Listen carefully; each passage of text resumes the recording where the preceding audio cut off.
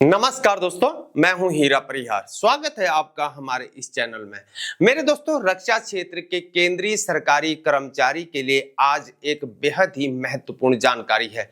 भारतीय प्रतिरक्षा मजदूर संघ यानी कि बीपीएमएस, जो बीएमएस से संबंध और रक्षा मंत्रालय द्वारा मान्यता प्राप्त अखिल भारतीय महासंघ है, उसने 8वें केंद्रीय वेतन आयोग के लिए एक ड्राफ्ट मेमोरेंडम को तैयार किया हुआ है। बीपीएमएस के महासचिव श्री रविंद्र कुमार मिश्रा जी ने इस ड्राफ्ट को सभी सदस्यों के साथ साझा किया हुआ है और उनसे सुझाव आमंत्रित किए गए हैं।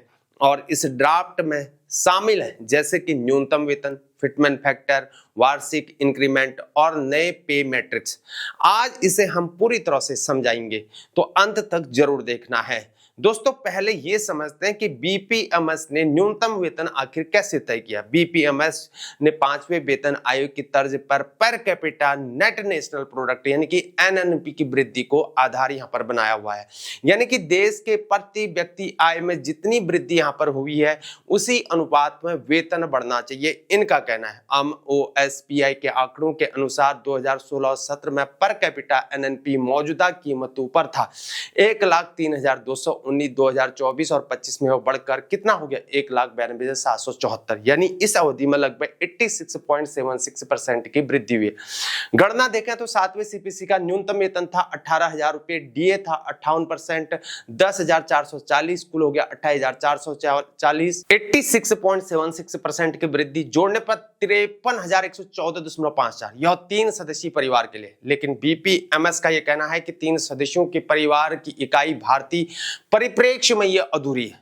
बीपीएमएस ने यह तर्क दिया है कि भारत में एक सरकारी कर्मचारी की जो रिस्पॉन्सिबिलिटी है सिर्फ पत्नी और बच्चों तक ही सीमित नहीं होती, बल्कि इसमें माता पिता भी शामिल होते हैं। इसलिए बीपीएमएस ने 5 सदस्यीय परिवार इकाई को यहां पर प्रस्तावित किया है।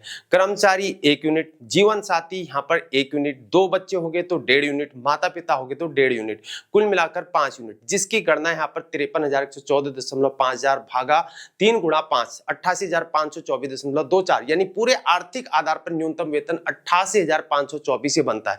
लेकिन सरकार की वित्तीय स्थिति, राजकोषीय घाटे और व्यवहारिकता को देखते हुए बीपीएमएस ने एक संतुलित और व्यवहारिक आंकड़ा यहां पर दिया है 72,000 रुपए प्रति माह, वो प्रस्तावित किया है। बीपीएमएस का यह कहना है कि यह आंकड़ा न तो बहुत यहां पर कम है, न ही इतना ज्यादा है जो लागू ही ना हो सके, और यह सामाजिक न्याय और राजकोषीय रिस्पॉन्सिबिलिटी का एक बैलेंस है। अब बात करते हैं दोस्तों फिटमेंट फैक्टर की, यानी वह गुणांक जिससे मौजूदा वेतन पर यहां पर नया वेतन यहां पर तय होगा। बीपीएमएस ने फिटमेंट फैक्टर जो है 4 प्रस्तावित किया हुआ है, यानी कि 4 का। इसका मतलब यह है कि अगर आपका अभी बेसिक पे यहाँ पर 18,000 रुपए है, तो जो नया वेतनमान होगा उसमें 18,000 गुणा 4 यानी कि 72,000 रुपए हो जाएगा। और यह फिटमेंट फैक्टर यहाँ पर 2 हिस्सों से बना हुआ है।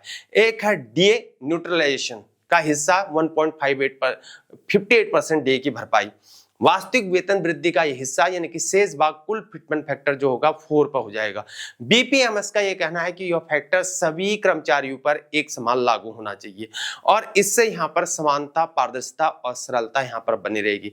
आपको याद दिला देते कि 7वें वेतन आयोग में फिटमेंट फैक्टर 2.57 था। बीपीएमएस का यह प्रस्ताव उससे काफी यहां पर ज्यादा है और आर्थिक आंकड़ों द्वारा यह समर्पित लगता है। चौथा और बहुत ही महत्वपूर्ण यह प्रस्ताव है कि वार्षिक इंक्रीमेंट को यहां पर 3% से बढ़ाकर 6% करने की बात कही गई है और बीपीएमएस ने इसके लिए कई ठोस तर्कों को दिया हुआ है। पहला तर्क उन्होंने दिया कि डीए और इंक्रीमेंट में फर्क को समझना है।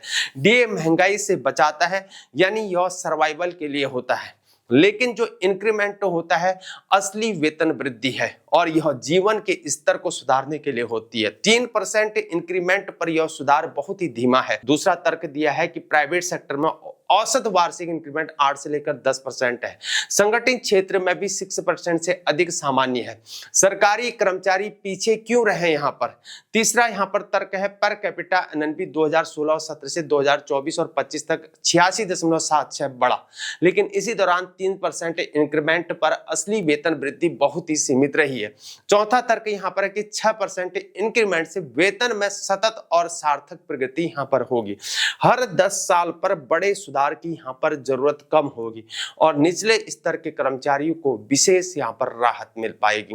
5वां पॉइंट सुनिए जरा, बढ़ती उम्र के साथ शिक्षा, स्वास्थ्य और बुजुर्ग माता पिता की देखभाल की लागत भी बढ़ जाया करती है और 3% इंक्रीमेंट की यहाँ पर जो नीड होती है वो नीड पूरी ही नहीं कर पाता है। बीपीएमएस का निष्कर्ष है कि 6% इंक्रीमेंट न्याय संगत, आर्थिक रूप से उचित और प्रशासनिक रूप से यह सरल है। अब बात करते हैं बीपीएमएस के प्रस्तावित पे मैट्रिक्स की, यानी नए पे मैट्रिक्स की। फिटमेंट फैक्टर यानी कि 4 का, उसके आधार पर बीपीएमएस ने सभी लेवल्स के लिए नए वेतन प्रस्तावित यहां पर किए हुए चार्ट आप देख सकते हैं।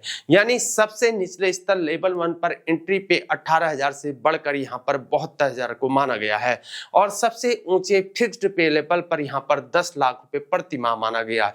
मेरे दोस्तों, यह एक ड्राफ्ट है, अंतिम ज्ञापन नहीं है।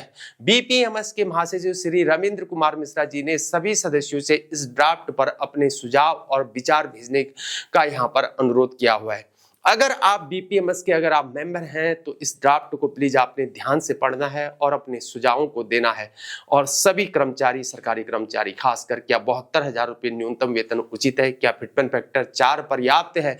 क्या 6% वार्षिक इंक्रीमेंट की मांग यहां पर रखनी चाहिए? क्या नया पे मैट्रिक्स आपकी श्रेणी के लिए क्या ये न्याय संगत है? मेरे दोस्तों, यह था बीपीएमएस का 8वीं केंद्रीय वेतन आयोग के लिए यहाँ पर ड्राफ्ट का मेमोरेंडम, जिसमें यहाँ पर शामिल है न्यूनतम वेतन यहाँ पर 72,000 होनी चाहिए, पर कैपिटा एनएनपी की वृद्धि और 5 सदस्यीय परिवार के यूनिट्स के आधार पर होना चाहिए। फिटमेंट फैक्टर 4 का जो 7वें सीपीसी के 2.5 से काफी अधिक और आर्थिक रूप से न्याय संगत लगता है। वार्षिक इंक्रीमेंट 3% से बढ़ाकर 6% होनी चाहिए, असली वेतन वृद्धि सुनिश्चित करने के लिए चाहिए। और एक नया पे मैट्रिक्स जो है सभी लेवल्स पर फिटमेंट फैक्टर जो है 4 के साथ होना चाहिए। यह एक ठोस और तर्क संगत और न्याय संगत प्रस्ताव लगता है। बीपीएमएस सदस्यों से अनुरोध है कि इस ड्राफ्ट पर अपने सुझाव को जरूर भेजें। आप सरकारी कर्मचारी हैं, केंद्रीय कर्मचारी हैं तो जरूर कमेंट्स करें ताकि अंतिम ज्ञापन और भी यहाँ पर स्ट्रॉन्ग बन सके। और अगर आपको जानकारी सही लगी तो प्लीज लाइक करें, चैनल को सब्सक्राइब करें और रक्षा के क्षेत्र के अपने साथी कर्मचारियों के साथ शेयर जरूर करें, डिफेंस पर्सनल के साथ शेयर करें। मेरे दोस्तों, चैनल को सब्सक्राइब करना मत भूलें, इसमें कोई खर्चा नहीं लगता है, इसमें कोई मेहनत नहीं लगती है। नोटिफिकेशन बेल के आइकॉन को यहां पर प्रेस करना है। हमारे चैनल के आप मेंबरशिप ले सकते हैं या ज्वाइन कर सकते हैं चैनल को, और हो सके तो हमें दान भी कर सकते हैं। जय हिंद, भारत माता की जय।